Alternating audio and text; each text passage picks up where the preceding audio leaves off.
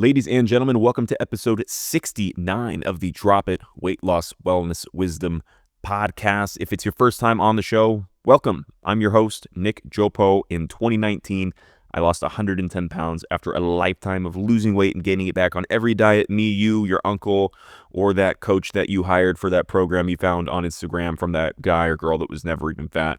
I tried all that shit. I always lost weight because I was super disciplined, and then I always gained the weight back because the discipline sucked, and I didn't want to exist in that restrictive discipline forever.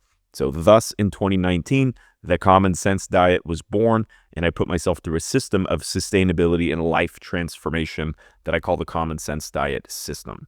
Put myself through it, lost 110 pounds, have kept it off for 6 years, and 4.5 years after losing it, so about a year and a half ago, I launched this podcast and started coaching others through the same journey. So everything that we're talking about on this podcast is coming from the lens of what works to keep the weight off in the long run, not what works to lose 3 or 4 pounds per week for 6 weeks and then quitting because we feel like shit and because we realize we can't do it forever. It's about what works in the long run. So if you haven't tried a lot of those quick fixes, keto fasting, intermittent day fat or alternate day fasting, extreme calorie counting, extreme obsession over weighing everything and logging everything in MyFitnessPal, if you haven't tried that stuff, pause this, go try that stuff, and then come back when you see that it doesn't fucking work. This podcast is for people that have already been there and have already done that. Today's episode 69, is all about non-scale victories. This is an episode I really wish that I would have listened to when I was fat as fuck, because it would have triggered the shit out of me in a way that would have actually been really productive. So you might feel a little bit triggered during this episode, and that's totally normal.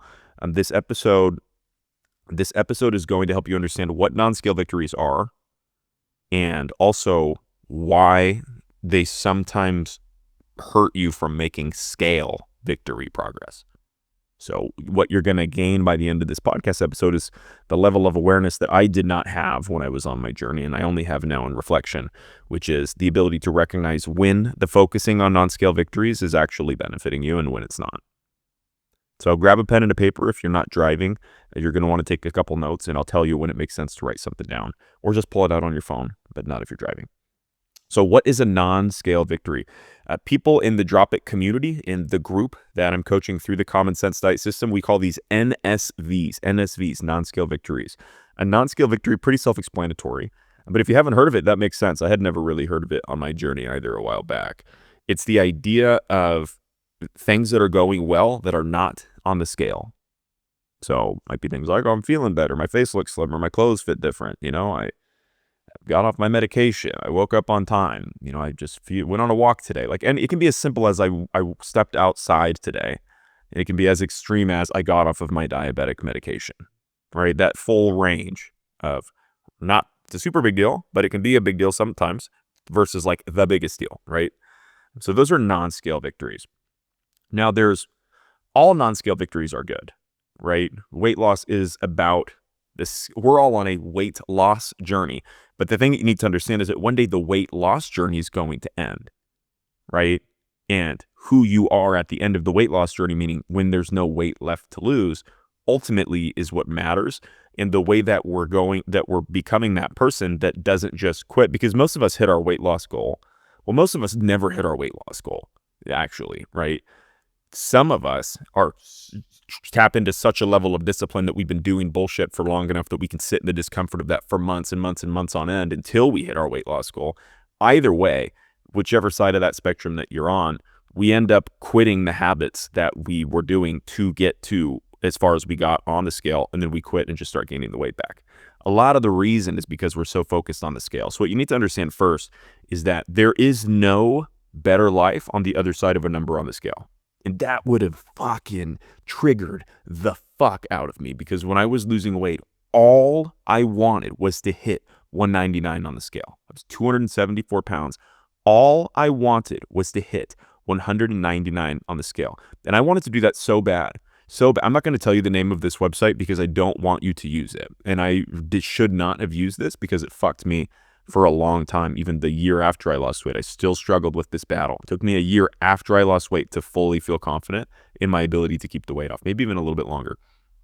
But what I did was I went on this website to give you an idea of how bad I wanted to hit 199, how confident I was that I would. I went on this website where you place a money bet on whether or not you're going to hit your weight loss goal. And I put up $400 or something. And the bet was that in 6 months, I would lose 75 pounds. So I'd go from 274 to 199. And I literally hit 199 on day 180, like on the 6-month day to the T, 199.2 or something. I can't remember. And won back like $900. And that was a lot to me at the time, right? I was much younger. And it was just so fascinating, the obsession with the number. So on one side, I was like, well, I'm going to make it so that I have to do it. On the other side, it was like, I really just wanted to hit the number. I wanted to hit the number more than I wanted to feel better about my own life or about myself. And like, yes, I needed to lose weight to feel better about my life. That was where I was at. That's where a lot of us are at, but it sucks to say it, right? But I promise that when I went from 200 to 199 on day 180, nothing about my life changed except I felt accomplished for like 15 minutes. What actually changed was I then went out and celebrated, gained 5 or 10 pounds back, felt super depressed, and then was like, fuck, I really, really, really need to get back to focusing on sustainability. And the loop continued, right? In the same way that it has for all of us. Nothing changes. So scale victories matter only to show us that we are making progress, because weight loss matters for our health, for so many, the way that we look, the way that we feel, our life expectancy, all of these things, being a healthy body weight. If you're fat as fuck, the way that I was, the best thing that you can do for your health is get to a healthy body weight. Not starve yourself into an eating disorder or start, alternate day eating or anything, but it's to adopt something like the common sense diet where we're eating normal portions of healthy foods most of the time and then bullshit sometimes only when it makes sense, right? That all being said, scale victories matter. One day there won't be any more scale victories because there won't be any weight to lose, assuming that you do this the right way sustainably this time, right? So there has to be an ability to focus on non-scale victories for a couple reasons. One is because there's not going to be weight to lose. Two is because you're probably not going to lose weight every single week on your journey. So think about a time in your life where you've been on a weight loss journey, you haven't lost weight for a week, and then you felt so shitty about not losing the weight that it changed your eating habits, meaning that you either imagine you're 217 pounds. You felt like you did everything right for a week, but you didn't lose any weight. You get on the scale. You see that you didn't lose any weight. What's your reaction? It's one of two things. It's either, fuck, I got to eat less and move more so that I can lose more weight next week. So it changes your behavior, right? Or the second thing is you just say, fuck that, and then you just go fucking crazy. And both of those are bad, because if you change your behavior and start undereating too much, you're going to be hungry and eventually end up overeating or binging for some of us, right? And then just restarting again and again and again. The way to work through those weeks that everybody has is by focusing on non-scale victories. Good non-scale victories. Now, a lot of the times people confuse non-scale victories with feelings. Feelings cannot be a non-scale victory. So these are non-scale victories that it does not make sense to focus on. One of them is, I'm not stressing about the scale anymore, right? So think about that. I didn't lose any weight this week, but my non-scale victory is I'm not stressed about it. I'm not stressed out about the scale anymore. It's like, really? You're really not stressed? Are you just saying that? Like, are you just trying to say that so that you don't feel bad about the fact that you didn't lose any weight? But you don't need to feel bad, right, that you didn't lose any weight. Makes sense that a lot of us do, because we've been mentally fucked by the cycle of losing weight and gaining it, starting over, quitting for our whole lives. But this idea of being like, okay, my scale didn't move. My non-scale victory this week is I'm not stressing about the scale anymore. The reason why this doesn't make sense, this is going to be controversial, right? But this is coming from the lens of what actually works, is that we as people that are fat, that have been restarting again and again and again, have been lying to ourselves for years. Some of us our whole fucking lives, since we were 13 years old and fat, now we're 55. We've been lying to ourselves for years by saying things like, I'm going to restart on Monday. I'm really going to do it this time. And then not executing, but also just not really having a sustainable plan. So it's both, right? It's your fault, but it's not your fault at the same time. It's my fault, but it wasn't my fault at the same time, right? It's our responsibility. But focusing on non-tangible, meaning you cannot measure the non-scale victory, does not make any sense. Because it's really hard to measure how you feel. And we lie about our feelings all the time, and our feelings change second to second, minute to minute, day to day, hour to hour, week to week. So I'm not stressing about the scale anymore, being a non-scale victory.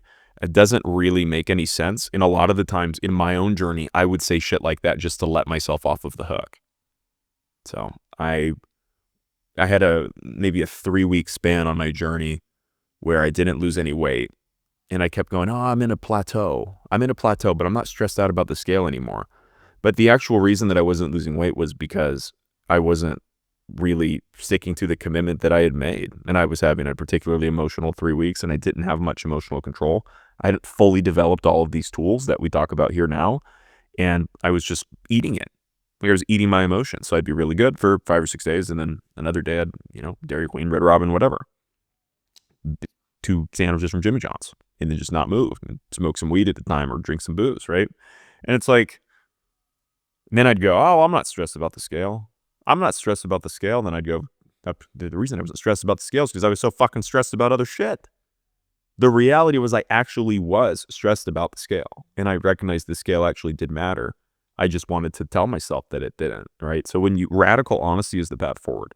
If you find yourself saying something like, I'm not stressed about the scale anymore, just recognize that's not actually a non-scale victory. That feeling can change in a minute.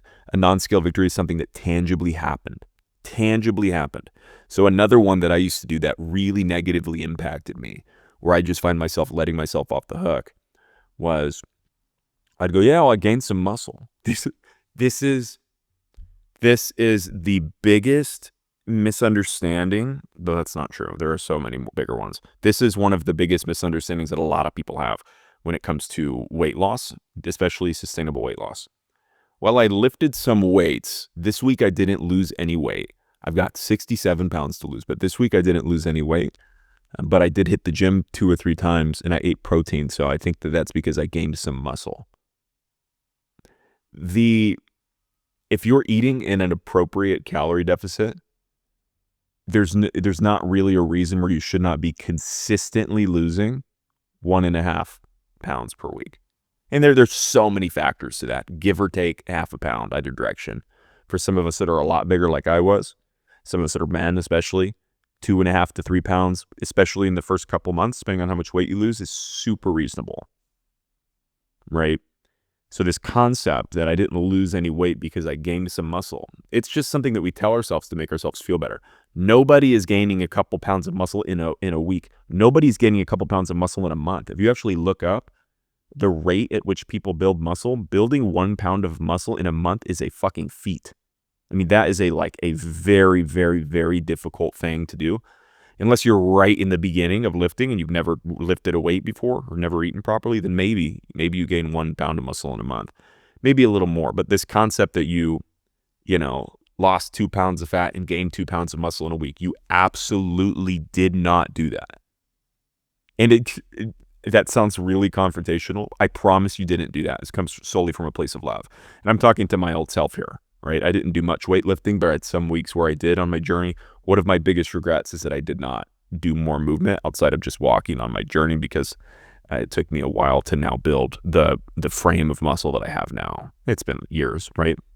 But had I done that, things would have been a little different. I would have looked a little different and felt a little better after I had hit my weight loss goal. But those are 2 that people say that are not very beneficial for you, and they're not tangible. So again, number 1 is I'm not stressing about the scale anymore. Number 2 is I gained some muscle this week. That's why I didn't lose weight. If you find yourself saying those 2 things, pause, take a breath, look in the mirror, and get really radically honest with yourself. If you actually did the things that should have resulted in weight loss for you, sometimes the scale just doesn't move week to week. There's a lot of factors, especially for women. Especially for postmenopausal women, there's a lot of factors regarding water retention. There's a lot of factors regarding hormone imbalances, or just, that's not even the right phrase, just hormonal changes over the course of a month that impact your water retention. And that's actually one of the biggest things that is the reason why you might not be losing weight week to week, is if you eat some really salty shit the day before your weigh-in, or something that you don't typically eat, or just more carbs that retain water for you, you might not be gaining fat, but that's not going to be the case week to week, right? Or pardon me, that's not going to be the case for multiple weeks in a row. So those are the 2 pretty excuse. I call those intangible NSVs. They're just feelings, right? And those are not things that are really actually beneficial to even think about. So just catch yourself if you do that. Now, these are the non-scale victories that we want to actually pay attention to and hammer home. Every single time we feel them, we want to say them out loud. We want to take a video of ourselves discussing these things. We want to share it with a friend, share it with the Drop It community, share it with our coaching group, share it, speak it, speak it, speak it, take a mental screenshot when these things happen, right? So one of them is, think about this. I have more energy. That's not a non-scale victory. The non-scale victory we want to focus on is I got out of bed without snoozing my alarm. Do you feel how much more tangible that is? I have more energy is like I'm just looking for a victory outside of the scale. It's like that's not really going to work. That's also not a tangible thing. It's like a feeling that, you say that and then you go to work for a second and then you don't have more energy. So like now you don't anymore. Like that's not a consistent thing throughout the whole day, right? What is an actual factual tangible truth is I got out of bed on time and did not snooze my alarm today. That is a non-scale victory. Feel the difference between those two things. Feel the difference between I feel better. I just feel better. My non-scale victory this week is I just feel better. Okay, well, you might not feel better in like an hour. Things change, right? A non-scale victory might be, oh shit, my doctor told me I can get off of my medication. I no longer have heartburn. That's like a tangible thing. Yesterday I had heartburn. Today I have no heartburn. And it's been 1 year since I have not had it. Tomorrow I'm going to stop taking my heartburn meds. Now, let me say I'm not a doctor. I'm not here telling anybody to stop taking their meds. But those are tangible things, right? They're not just like mental feelings. They're things that are actually happening in your body. Snot pours out of my nose at night because of the acid reflux coming out of my nose. Last night it didn't happen. I no longer have heartburn. That's not a feeling. That's a what is actually tangibly happening. That is a non-scale victory. Feel the difference between those two things. So here's another one, right? Relationship with food, which is really, really feeling based, right? And we don't want our non-scale victories to be feelings. We want them to be tangible. So when we look at a non-scale victory might be, I just don't feel like I'm on a diet anymore. I feel like this is a real lifestyle change. That's one that is like amazing to feel. That's an amazing feeling. And that is a victory that does not have anything to do with the scale, but it's just hard to measure. And that sometimes is something that we just say when we don't make progress on the scale. So if you find yourself, that's not necessarily bad. Like it's great if you feel that. That is actually the goal, right? Is not to be on a diet. It's to physically change your lifestyle and start defaulting to healthy things. Healthy people eat amazing. They don't feel like they're on a diet. That's the goal, right? But saying, I just don't feel like I'm on a diet, that is really, really tough to put a measure on. So what you can change that into to make it a non-scale victory that is a little bit more helpful for you to focus on, and one that makes it so you cannot just use it as an excuse, would be something like, well, in the past, I've thought about food, dieting, and calories to the point where it's been really unhealthy for me. And I've noticed that yesterday and today specifically, I haven't had those thoughts. It's like a tangible thing. I used to think this thing. Today, I'm not thinking this thing or saying this thing or talking about calories with my friends or going out to dinner and looking at the menu and stressing about how many calories. Feel the difference. In last week, I went out to eat at a restaurant and I was stressed out about the calories. I would look at the menu to see how many calories. And I asked the waitress, how many calories are in the side of a ranch for my salad, right? Like, Jesus Christ, been there. Versus, I went last night to a restaurant and I just ordered a common sense meal of Whole Foods in a normal portion. I tangibly did something different. My inner dialogue was tangibly different. That is a non-scale victory. Versus, I feel like I'm not on a diet. It's like, well, you might feel like you're on a diet tomorrow. So how long is that going to last, right? And it happens. Like, you're going to wean in and out. We're building habits. To build a habit, we want actual things that actually happened. Inner dialogue, not more over feelings. Tangible things that we can actually measure. This used to happen. This is not happening anymore. Those are the real non-scale victories that are going to move the ball forward for you, right? Relationship with food. Non-scale victories. Someone might say, well, I have a healthier relationship. My non-scale victories, I have a healthier relationship with food.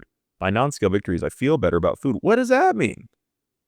Shit, like, you gonna feel good about food tomorrow? Like, right, and it sounds a little bit harsh, but what I'm doing is I'm calling you into what I wish somebody fucking called me into, which is being more specific. An improved relationship with food. For me, my non-scale victories on my weight loss journey were, in the past, I used to continue opening up the refrigerator every single time I walked into the kitchen, thinking that some fun foods to eat were going to appear out of nowhere magically. Now, in the last week, I've noticed that when I walk into the kitchen, I don't have that same impulse, so I don't take that action anymore. That is a non-scale victory. Feel how much deeper that is than my relationship with food is better. What the fuck does that mean? People don't even, like, relationship with food, some people don't even know what that means. It means different things to different people, right? Having a healthy relationship with food means that food does not control you. You're not thinking about it in a way that's negatively impacting your life anymore. That's a healthy relationship with food. It means that food is actually making your life better instead of worse. And I didn't even think that was possible, but it is. Here we are, right? But really challenge, whenever you feel those kind of just like broad statement non-scale victories, narrow them in to a specific fucking thing that is happening to you on your journey.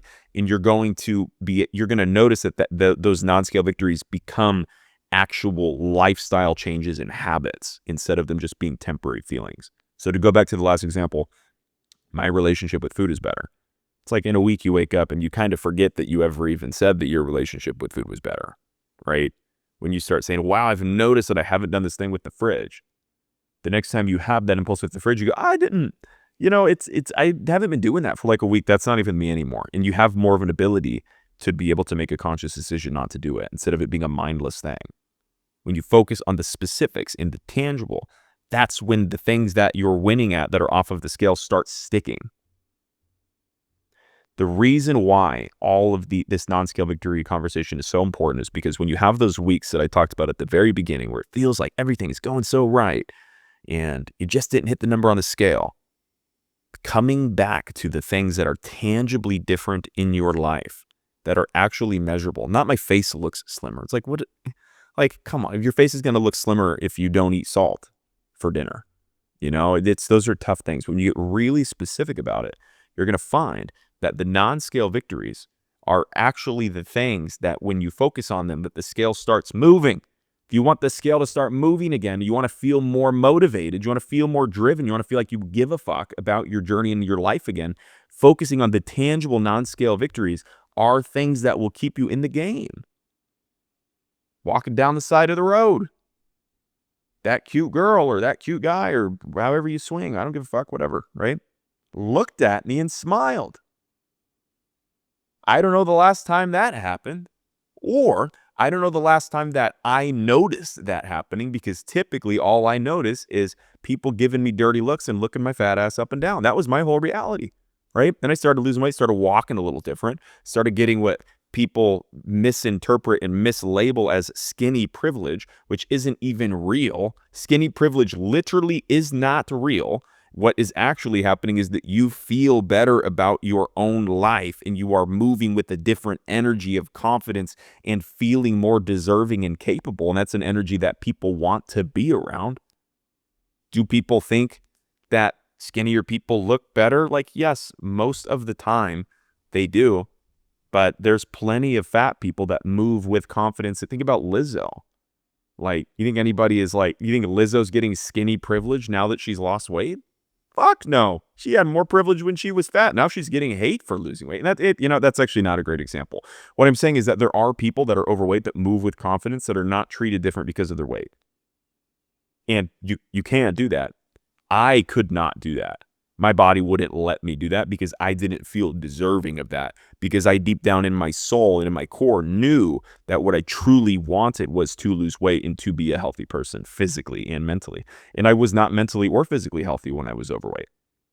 I'm not saying that you cannot be mentally healthy and overweight. I'm saying that I could not be mentally healthy personally when I was overweight. And like maybe some people can, but that wasn't me. I was depressed as fuck and couldn't even look at myself in the mirror because I hated what I saw, I'm putting fucking shirts on just to brush my teeth so I didn't have to see my big ass stretch marks in my fucking skin. Literally, God, I'm not even going to say that. My skin hanging over parts of myself that it shouldn't have been hanging over, when I was in my fucking mid-20s, 5-6 years ago. It's like, shit. I was way too young to be dealing with that bullshit. Right? And you're way too fucking young or way too fucking old or way too whatever. You shouldn't have to deal with that bullshit, and you don't have to anymore. Focus on non-scale victories that are tangible, not things like my face looks slimmer. Focus on things like I'm not going to the fridge the way I used to. When you do that, you're going to stay in the game. You're going to feel more confident. And you know what? I'm going to go back before this podcast ends. I want to go back to the skinny privilege thing. This might be an entire different podcast episode. This is a really controversial topic as well. Are people typically treated better after they lose weight? Yes. And that sucks to say. At the same time, we have to take complete ownership and step into radical honesty with ourselves. Do you treat people different that weigh less? I don't know. Maybe you do, maybe you don't. Most people probably do most of the time, not always, right? Is it because the people weigh less, or is it because you want to be around healthy people? Like for me, it's like, do you ever make assumptions, right? You right now, as you are fat, do you make assumptions about other fat people, or do you look at other fat people and say shit like, am I as big as that? Am I as big as that woman? Am I as big as that? Like I grew up, my mom, I was fat as fuck my whole life, right? But my mom used to literally be like, am I as fat as her? She'd like walk up next to people like, am I as fat as her? Am I as fat as her? Not really walking up next to them, but she would say that to me as a kid. Like it was just hardwired in my brain to look at fat people a little bit differently from a young age. Because it was like I had to actively work against that, because then I looked at myself differently, and that was a major issue for me. And that's actually probably the reality for every single one of you listening to this to some degree. So it's like, yeah, are you judged because you're fat? Yes, a lot of the times, maybe most of the time. But do you judge other fat people? Like, yeah, you also do too, right? So we're all the problem, or none of us are the problem, right? Or obesity's the problem. That's probably the actual truth, is that obesity is the problem. It's a disease. It's a disease of our mind that we can cure, that we do not need drugs for. It's a disease of our mind that we can actively choose to work through with the right process and with the right system. The reason why, what I like more than skinny privilege is the term magnetic achiever. Feel the difference. It sounds like some woo-woo hippie shit, because it kind of is, but feel the difference between that. Oh, I lost weight and I get my skinny privilege. Or, yeah, I lost weight and I'm a fucking magnetic achiever. Everything that I want, I've just realized that I can have because I did the thing that I never thought I would be able to do. And now I move a little different, and I fucking love that. Like I've never felt so worthy. Now I feel really worthy of all the things that I'd placed on the other side of weight loss. Like I feel worthy. And the reason why I feel worthy isn't because I earned it. The reason I feel worthy is because now I have the mental clarity to be able to see what I really want for myself and how to get it. Whereas before I would just think about being fat, think about being, food and all this shit. It like consumed my mind, and now it doesn't consume my mind. So now I have the mental space to be able to focus on like what I even want and how I'm going to get it, and the sense of worthiness in these other parts of my being, and figuring out why I chose to come to this planet in the first place, what I want to dedicate myself to, and how I'm going to do it, and how I want to show up. And now I'm just magnetizing these things, and it's like, life is a lot easier than I thought. And maybe easier isn't the right word. Life is just a lot more clear than I thought that it could be. And then I thought that I thought it was bullshit. When I was fat, I would listen to myself saying this and be like, yeah, okay, dude, I'm just going to count my fucking calories in my fitness pal until the fucking cows come home. It's like, okay, you're going to be doing the weight loss ring around the rosy until the fucking cows come home.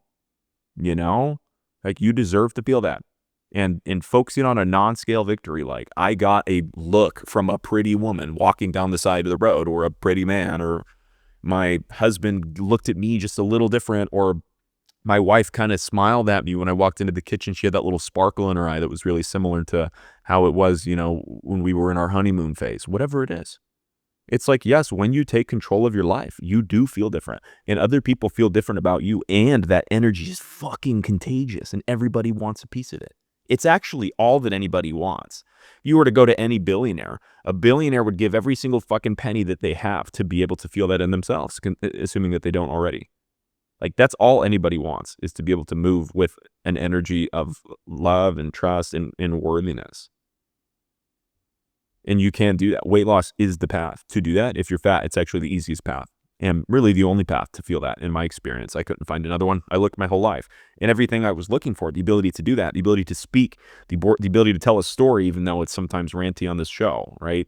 The ability to like really speak my truth fully, authentically, and truly step into like then I get messages all the time from people that are like, I can't believe you would share that. Wow, thank you for sharing that. Like that's just a very vulnerable thing to share. And it's like, yeah, the reason that I'm able to do that is because it's been so fucking long. Like I've actually put the issue behind me. The reason why you don't hear people sharing this kind of shit is because there's still a lot of insecurity built into it for people that are on the journey right now a lot of the times, right? Or for people that just lost weight don't really know that they're going to keep it off. They're still kind of living in the stress of it. It's like when you really actually put obesity behind you. I'm not talking about when you like lose weight and then try to become a fucking Instagram influencer on your weight loss journey. And then the only reason you're even keeping the weight off is in your primary motive for doing it is to stay an Instagram influencer or a fucking podcaster or whatever the fuck you see people doing online. It's like, it's so fascinating. Oh God, I can go on this all day. It's so fascinating because the reason why on this podcast we're talking about things, and this sounds super fucking arrogant. This is actually what is happening. The reason why we're able to speak about these things on this podcast, our relationship with food, our mindset, what it actually takes to keep the weight off, how to change and reframe the way that you feel about yourself to actually start making progress and keep the weight off. The reason why you don't hear people talk about it in this way is because 99% of the shit that we hear about weight loss, and I've said that it's been a long time since we've talked about this on the show, so those of you that are new are going to really feel this, are coming from a few different groups of people. One are people that were never fat in the first place. Most of the shit that we hear from those people is like, here's your custom meal plan, here's how to eat less calories, here's your low calorie, high protein recipes. It's like, okay, you could just chat GPT that, like YouTube that, Google a custom meal plan. Like you don't really need someone, you don't need a nutritionist to tell you how to make a custom meal plan. Go in a calorie calculator, figure out how many calories you probably should be eating, and then build a couple meals that fit inside of that. You know, it's like, what are we even watching, right? The other people that are talking about weight loss are people that are on their weight loss journey right now. And that is like some of the most inspiring shit ever, right? I mean, watching somebody like really vulnerably sharing what they're going through step by step while they're going through it. Imagine what's going on in their head, because everyone that's losing weight, even when I used to say, oh, I know I've never been so sure I'm going to keep the weight off. I didn't feel that every minute of every day. I just felt that sometimes. And when I felt it, I pulled out my video and I started recording myself. And that's how I have this content. It's not that that was my reality constantly. I doubted myself at least 75% of the time or more, you know, and I'd work to overcome that doubt. So these people that are sharing this content actively are feeling similar doubts in themselves. And then they're going home and then they're feeling pressure. Think about this. They're going home and feeling pressure from their audience on Instagram to be able to keep making progress. Because if they don't, they've got to go share that they didn't make any progress. In the level of vulnerability, when you have a couple 100,000 fucking Instagram followers or people watching you or YouTube or whatever, to share that is just like astounding. I love that. I'm so grateful that those people are on the internet. What's important is because I used to follow people like that when I was losing weight and gaining it back. What's important to do is to look at the data on what percentage of people gain the weight back. And not to look at these people and be like, they're going to gain the weight back. Like, I don't want fucking anybody to gain the weight back. Not even my own worst enemies. Oh, maybe my own worst enemies. No, I'm just kidding. They're not listening to this podcast. But we're taking advice from, one, is people that were never fat, right? Two, would be people that are losing weight that statistically are probably not going to keep the weight off. And it's like that, like, what a just fucking shitty way of looking at the world. But that's what's actually happening. You know, you don't want to do these things that people are doing that they don't even know if they're going to work in the long run. Right? And then we have this other group of people that lose weight and then they become influencers. And then they start partnering with like protein powder companies or pushing like protein bars or supplements and their custom workout plan that they did to get shredded, right? Or to help women lose 20 pounds belly fat postmenopausal, you know, Jenny Craig. That's not Jenny Craig. But I never did Jenny Craig. It's one of the things I never did as a mid-20s guy 5 or 6 years ago, losing weight, getting back my whole life. But this third group of people are people that lose weight and then they just go straight into the influencer game, straight to posting. They get an audience pretty quick because they're able to make viral content because they have cool before and after videos of themselves. Now, their primary motive for keeping the weight off is that it's what they do. Of course, they're going to keep the weight off on keto. You want to know why? Because their brand is keto weight loss. Because they go by Keto Nick on Instagram. Nick Keto. Nick lost it on keto. I've been keto for 2 years and 7 days, and here's my low-calorie, high-protein keto recipe that helped me lose 110 pounds. Like, that's the kind of shit that we see. We go, fuck, maybe keto's the answer, you know? What about that guy that did the fasting thing? You know, what about that guy that didn't eat for 30 days? Like, you know, it's the reason that he's able to fucking do that is because he's documenting it. So he's now dedicated his life not to losing weight and keeping it off, but for doing it so that you can fucking see it. Because it feels really good to have assurance from other people. You know, it does. And that's the third group, right? So the question becomes, do you have a reason that is strong enough that you're tying in your livelihood and your reputation to it? Most of us don't, right? And then you have other people, which are, this is the fourth group, right? The fourth group are people that lose weight sustainably, keep it off, but we never hear about them. Nobody knows who they are. There's not a lot of them. And they do it naturally, right? There's not a lot of people that do that. And they're hard to find.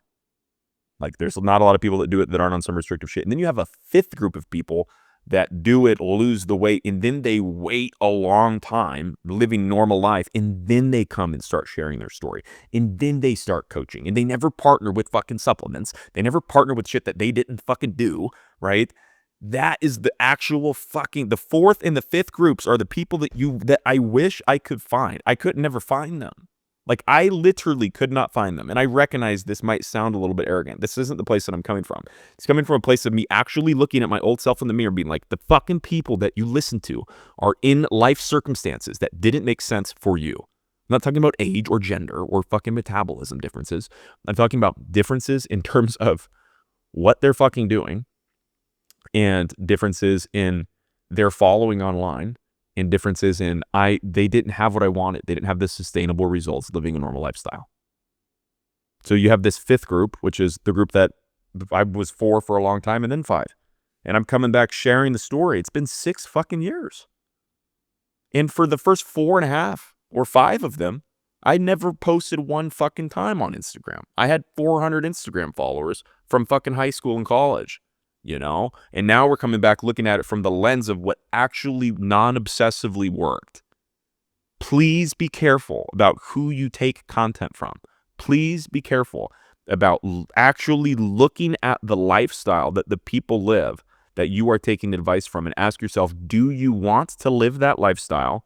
And if that person didn't have a fucking following, would they still be living that lifestyle? Did they live that lifestyle before they had a fucking following on the internet? And do I want to be on the diet that they're on for the rest of my life? If the answer is no, it's actually in your own best interest to unfollow them, which is really fucking bizarre to say, but it's actually the truth. I love where we're going with this podcast. This is supposed to be about non-scale victories.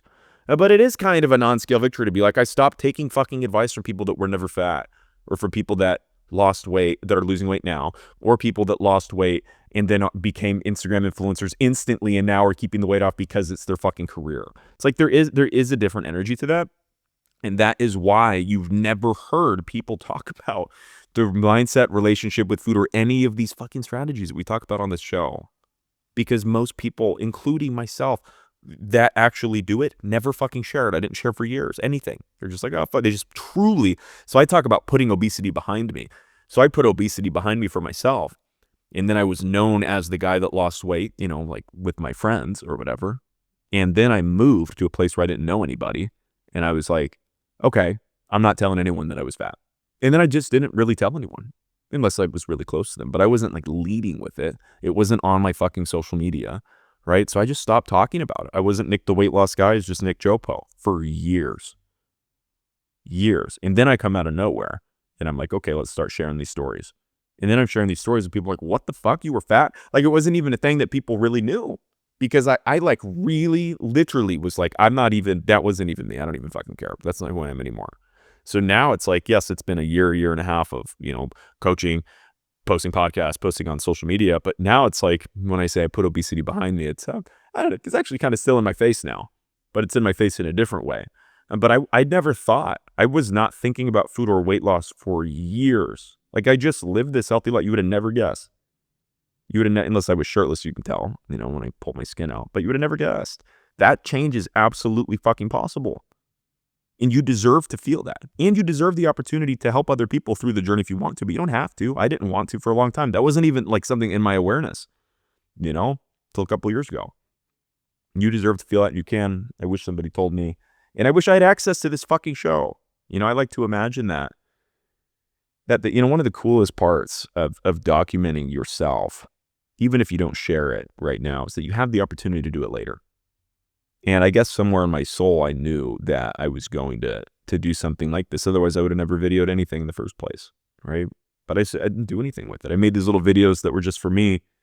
I put them on YouTube like 6 years ago, and they had like 11 views each, but they were just for me. And then I just made them private. Like, it wasn't about other people. It was about me watching my own journey. I really did it for myself, all the documenting. And that's what I thought in the moment. But now that I reflect, I recognize that somewhere my soul knew, somewhere there was a calling where maybe I always knew deep down that something like this was going to happen. And I'm really glad that y'all are on this ride with me. And I'm really glad that you guys are here, 69 episodes into a podcast. Jesus Christ. Our rant is over. Sending everybody love, sending everybody an amazing week or weekend, depending on when you're listening to this. If you aren't listening to it on the Wednesday that it comes out, you deserve to feel what it's like to put obesity behind you, and you can. Pay attention to who you take advice from. Sustainable weight loss is absolutely possible. Find something that you can do for life and actually keep the weight off. If you want to work with me to make that happen, you can click the link in the description of this podcast episode or this YouTube video, and we'll explore doing it together. See y'all next week.